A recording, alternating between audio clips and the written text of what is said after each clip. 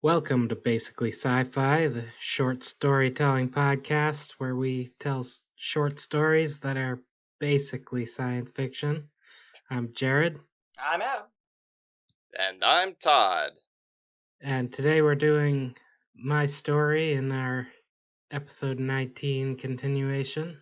Yeah. Episode 19, no prompts.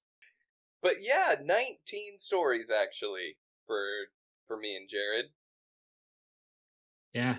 Wow, you guys are putting in the real hard work. Off and on, yeah. I mean, over a few years, but more so recently than Took ever. a couple years break. But by now, I think I'm getting into the swing of things. I've noticed patterns in my own writing and like things that I want to improve upon and things that I like. Yeah, no, so I've started changing the way I write for sure.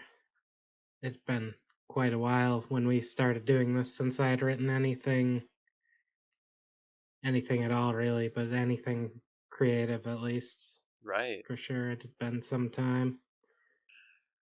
I think the best thing about going back and looking at the 19 stories that we've written so far is that I'm happier with all of them after I listen to them again. Yeah. Are you concerned about the quality of your craft? Yeah, of course. But that's why we're doing this. Listen, fuck the haters. Be proud of your shit. Never listen to criticism. More secrets to more success. That's how you improve, by just always being good. By ignoring all feedback and always being a legend. Yep. Street legend. Yep, that's you don't have to be straight. You can be whatever you want. Virgin science fiction writer listens to criticism. Chad science fiction writer always was good to begin with.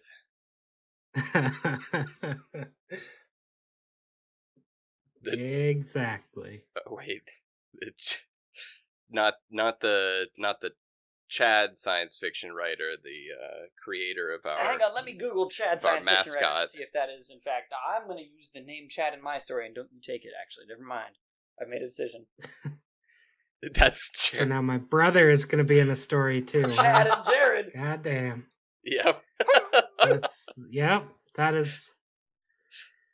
Someone can throw a Caitlin in there too at some point, and they'll have the whole trio of us. If we all accidentally write about your family. Like you accidentally put a Caitlin in there because you're like, oh god damn it, that's my sister. Somehow I forgot. Do we all have dads named Peter too? Because I think we. No, my dad's name is also Chad. So. Oh, I never knew that. Yeah, they don't go by junior and senior because they have different middle names. Oh, so. There are a couple of Chads. Yep. But in order for Jared's family to come back together, that means we're eventually going to have to do the crossover episode that I've been wanting to do forever. Yeah, that could work. Or maybe we could not. Workshop that. I want us to switch universes for one episode. Maybe that'll be it. Every 20 episodes, we all write each other's stories. We all write each other's stories. But episode 20, that's the crossover episode. We're gonna have to draw straws to see who's writing in whose universes. Ooh, we get to copy that person's style. And copy that person's. Well, we can attempt. Yeah, that'll be hard. Are we doing this? Yeah, let's do this. I mean, I'm not going to attempt to write in anybody else's style, but we can do a crossover episode if you want.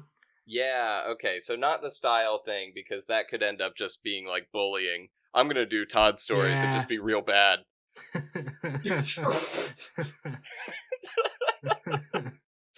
Did you guys like how I copied Todd's style of just being real bad? Just having two characters like talk at each other about what they're gonna do, and then Because it's a movie script, not a story.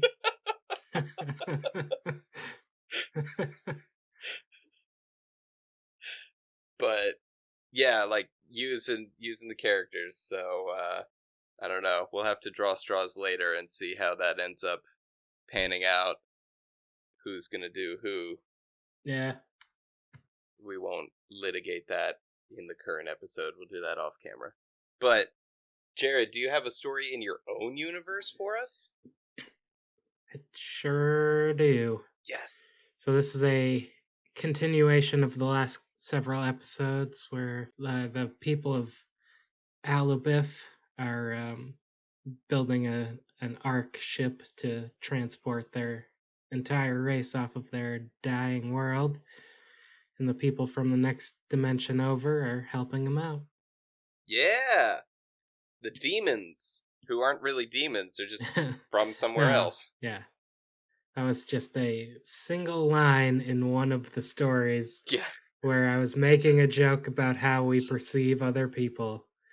And you have really hung on to that one line. No, because it's not I don't know, it's like really, I don't know, it's how I remember which story string we're on right now.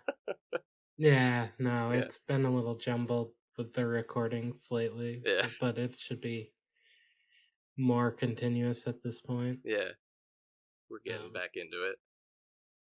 Yeah, into recording in order, that is. Yep.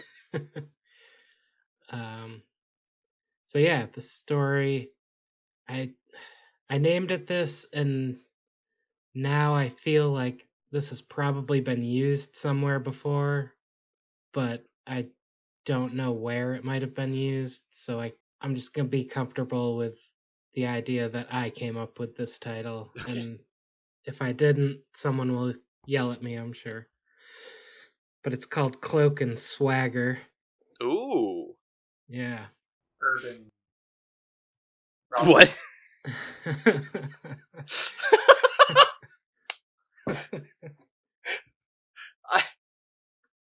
I was just thinking like Dropkick Murphys or like or no. No, that's that's what I was thinking, like. Yes. Or it's not Dropkicks. Who is it?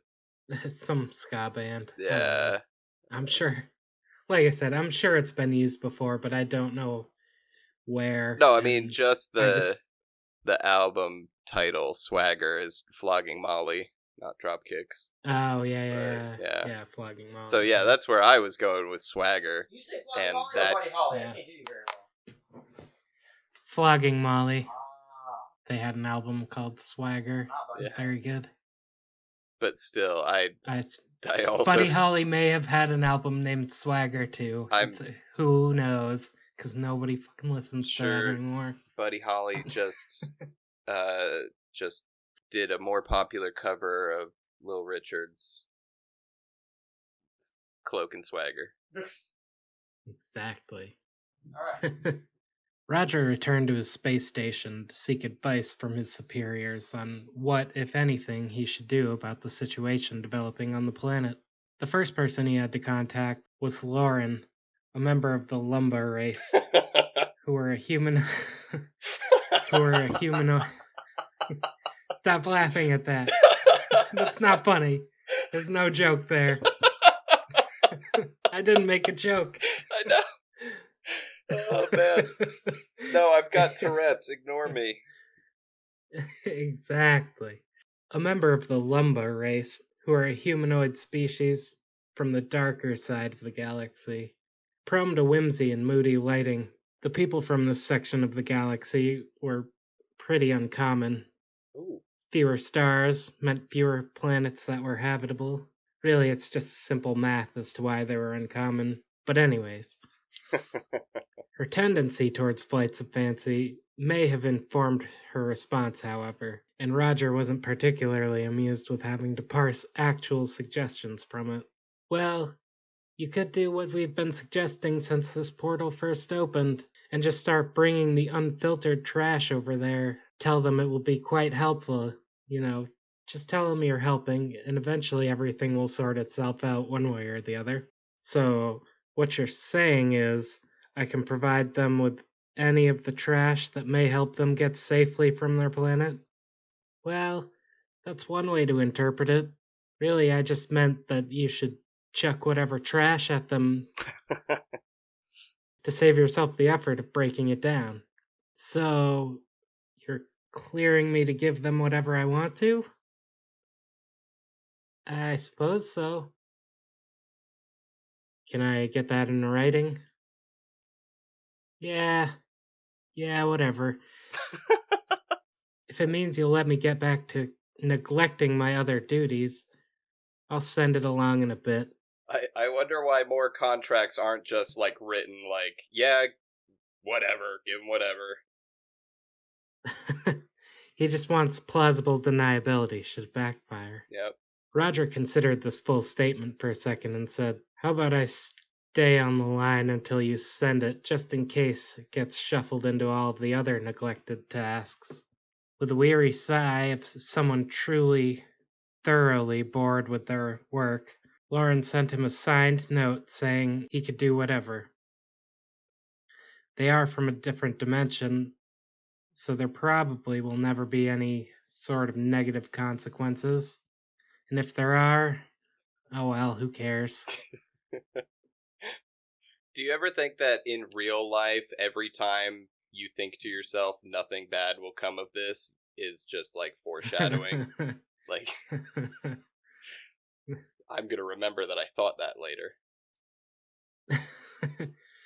Yeah, I think that quite a bit, probably. I do it as often as possible to make sure that I'm foreshadowing myself and any, like, Truman Show that's watching my life. Yeah, definitely.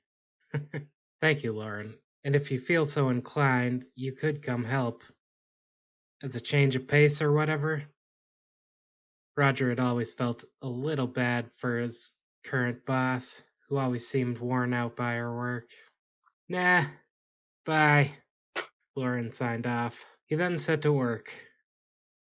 Roger went to the processing plant to gather what materials he thought would be helpful, and when he arrived, he found the usual workers going about their usual business. Roger didn't often interact with the workers in disassembly, as much of his time was spent on the planet, and the workers tended to avoid contact with the locals. Nonetheless, they all knew each other well enough. "Hey there, Roger. What brings you in today?" The foreman was named Seti. She was a sentient couch from a small world on the outskirts of the old empire. Of course, when you reach down for that guttural voice, that's the first female. That's another female character. Yep. Exactly. Yep. Kind of have some littlest toaster nonsense. What? You know the sentient toaster cartoon? The little toaster that could? Oh my god. I really don't Better know. than Old Boy.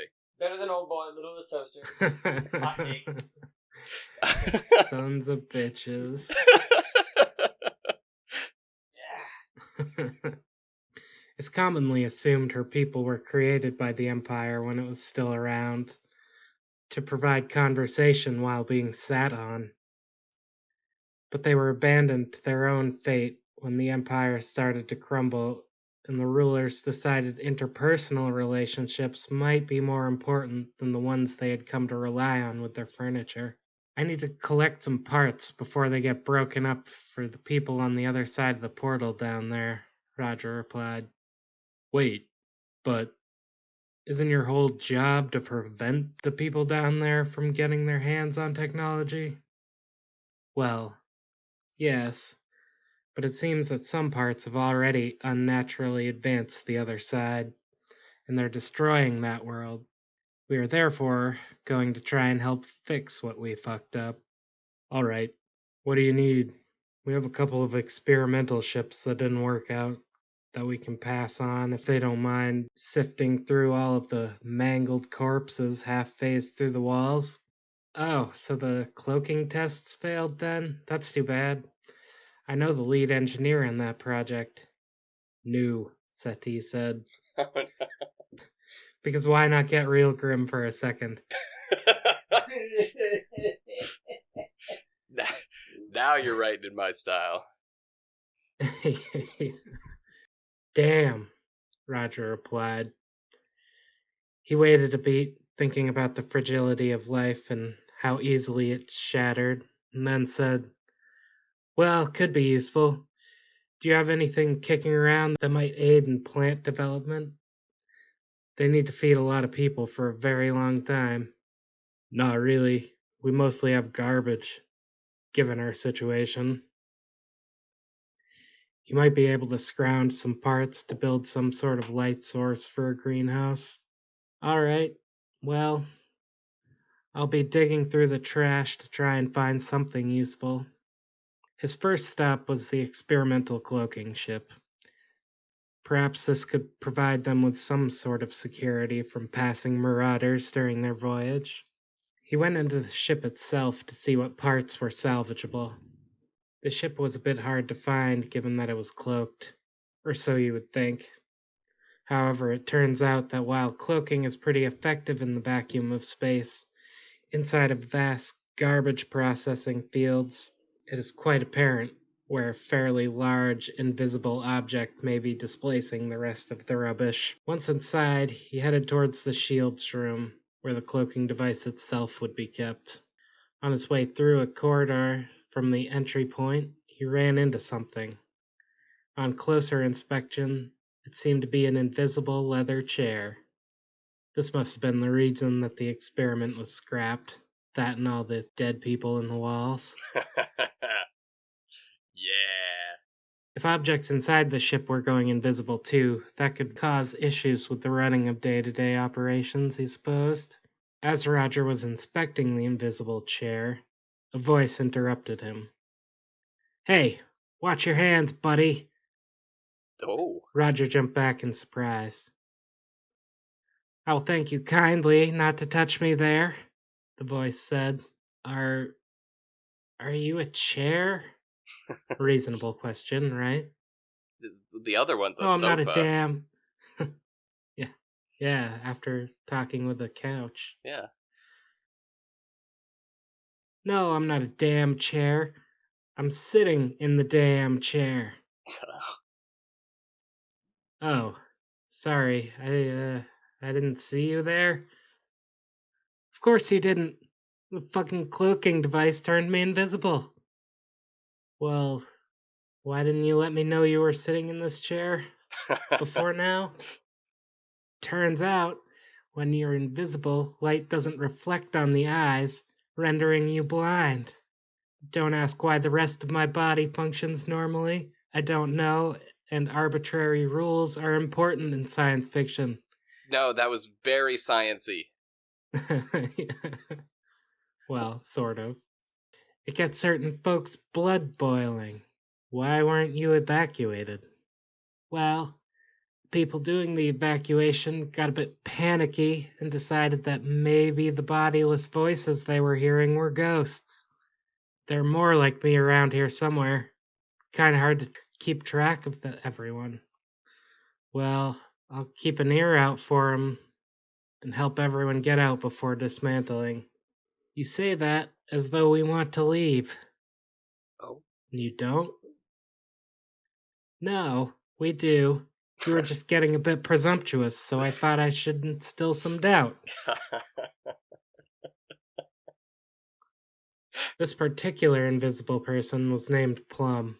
He had been a science officer on board the experimental ship and was likely the only member of the crew that had expressed serious concerns about whether they should be testing a manned ship, as they had barely understood what they were trying to do. That is a story for another time. Right now, all that is important is that he and his fellow crewmates had been made invisible and then abandoned, as it was assumed they were likely ghosts, on a ship designed to make things invisible. Because stupidity will always exist. It is beyond space and time and will persist no matter the scientific advances of the future or the heat death of the universe. Oh, really? Yes. And stupidity is the one constant in this universe. Yeah. Anyhow, what was I talking about? Oh, right. Roger. He went on further into the ship to pull out the cloaking device, but when he got to where it should be, it was gone. He looked around, confused, for a couple of minutes. He was considering giving up, but then came that voice again. You idiot, it's cloaked. Plum had decided to follow Roger, and while he couldn't see, he could sense that Roger was fumbling around looking for an invisible part. Ah. I probably should have thought of that. It would be connected to the primary shields console. With some further help from Plum, Roger found the cloaking device and managed to disable it. And when it turned off, everything that had been invisible reappeared. Plum, who had used part of the time he had been invisible to completely undress because he thought it was funny, found that he didn't really care how awkward it seemed to make Roger. Oh, fine, I'll put on the robe. Thank you. Don't. There was a sudden shout of surprise somewhere nearby. Roger and Plum ran into the commissary, where the rest of the abandoned crew had apparently decided to gather. Interestingly, they all had the same idea as Plum, and had removed their clothing too. The shout was just the surprise as they all decloaked, and then the sudden shame they found realizing that they weren't being as original as they had initially thought. That's what they were ashamed of. Yeah. Plum took off his robe. Ha! Now who's the one that looks awkwardly out of place? Exactly. Okay. Well, I'm going to go back to work. You guys can hang out here if you want, but if anyone wants to help me save a civilization, then put on some clothes and come with me. One of the crew members spoke up. Okay, just turn the cloak back on before you leave. I'm taking it with me. Damn it. Well, I guess we're going to follow the device then, folks. This next part was directed at the rest of the crew. Find some clothes and let's go. Roger enlisted the group's help to gather several other helpful parts, including some defensive weaponry, some artificial lighting for a greenhouse, and repair robots, who Plum was particularly proud of, having given them the beginnings of independent personalities. And they headed for the portal to Alabith, to be continued. All right. So they're going to be dumping all their useful trash. Exactly. Yeah. So they found yeah. useful trash, though, right? Yeah. He found what he initially set out looking for. It was a naked person. Yes. Well, that's why. Well, the cloaking device. the usefulness of which will be explored next time, perhaps. A couple times from now, but yeah, eventually. The usefulness of the cloaking device will be extrapolated on. I'm looking forward to that. If you can't see when it's on, that seems like a big negative. But yeah, I mean that would be why the initial project failed, but the scientists that worked on it are still around, and they're, except for the lead scientist who got phased into a wall and died. He's no longer with us. Yeah, the other ones are there to help sort out the bugs. My first question was, is Lauren from the same universe as the goth character from episode 1 who was building an illegal bicycle? Character? Oh, yeah. I don't know. I hadn't thought about that. Probably. I mean, Yes. I think. Well, actually, no. She's not from the same universe. She'd be from the alternate universe because the all of my other stories were set in the universe that Albif is in. Oh, really? So the Roger is in the alternate universe and Fibula. Yeah. Oh. Okay. So you've put thought into that at least, though. Yeah, that kind of came around at this point when I realized that maybe the episode prior I put that thought into it, insofar as like the story is based around the people of Albif more than Fibula. Oh, okay. And so the continuation of the story later is all taking place in the universe of my other stories. Oh, okay. As will be revealed with time. Yeah. Well, that's exciting. Okay. Yeah. Yeah. Well, Yeah. okay. So same literary universe, but different universe. Yeah, Yeah. different universes, but same. It's Same all multiverse coming out of my head. Yeah. I don't know. I'm interested in world building, and your older stories weren't connected at all. So if I was this kind of excited. Universe is a big place. Not everything can be connected. Yeah. Yeah. But no, They are I'd now. always had the intention of them all existing in the same universe, not necessarily concurrently or Right.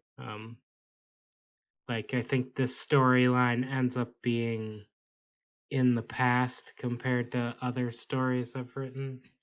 Yeah, because Roger is But again, very long lived, so long enough to be a but god of something. So he is outside of the primary reality of my universe, though. He's in an alternate dimension. Okay, so I mean, I don't know if time is flowing at the same speed in both universes or not, but yeah. Anyway, I don't know either. He's been around for at least thousands of years. Yeah. So. No, I think that's just a matter of his race being particularly long-lived as opposed to other races. Yeah, I really enjoyed the whole cloaking jokes. Yeah. I thought that was some pretty good payoff. Yeah. Yeah, I really like. So your asides definitely like evoke Pratchett-esque feelings for me. Yeah. Very like, not even the narrator is like reasonably credible. Like, no, not well informed. I almost wish it was written down so that like you could also have the opportunity to use the footnotes like Pratchett did, because I felt like those like you know, especially with the way that when you're reading it, and then this is a problem that I've had with the Pratchett audiobooks where they'll work the whatever nonsense he wrote as a footer into like they basically just read that right after where the asterisk is in the thing, right? So like the little aside itself for me is funnier written, in the sense that like the story can continue and then also the aside is there, right? It was like separate. Yeah, I haven't listened to any of his books in audio format. I've only ever read them, but I can imagine that would be there's awkward. So many of them that it doesn't always work out very well. But I think you're taking it pretty well. You're interested to see where it goes. Criticism. Yeah. Sometimes I feel a little lost in your environment, and I don't exactly know where we physically are. But besides that, like Yeah, Okay. Yeah. like the junkyard. I knew that there was a chair. Yeah, I didn't do much description of it as Yeah. far as they went pretty quickly into the ship. Yeah. And I didn't really see any need to describe the physical environment given that it was mostly invisible. But But I mean, yeah, I'm not of the same opinion. I think that yeah, there's not a lot of physicality, not a lot of movement going on in the story, but that's because it's mostly dialogue and exposition. Yeah. So yeah, then the location's not super important, but like I knew where we were. Yeah, I could conjure like a basic image of like the set piece, like we were in the junkyard, or on a ship. Right. Like I had like a kind of general. Yeah. Yeah. It comes up being very, I don't know, cliched in my head, right? Like I've got my cartoon or movie that I imagine that it's taking place in. Like yeah, I'm sure everyone will end up picturing it a little bit different, but at the same time I don't know, I don't get too into describing the setting for these stories just because I have trouble making that funny, and I don't like just writing straight descriptors myself. But well, what I do is I go back, like I write my story first, and then I go back and try to see where I can slip jokes into the narration. And so I wrote my whole story first, and then I realized that I knew that it was taking place at nighttime, but I didn't know if, like, I'd established it in the last story, but I didn't remember that. You know, I mean, I know that I did say that it was at night in the, episode 17, but, you guys might not remember that. So I wanted to go back and add it in. And so then I wrote the line about Aerie being in the light of the 14 moons of Spartine and his shadow being 20% dong. Like, I added that in later and also slipped a little dick joke in there too.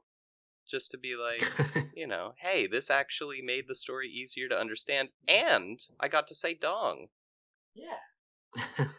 Yeah. So I mean, to say dong. It can be done, right? No, it can be. Yeah. I just don't. I just don't do it.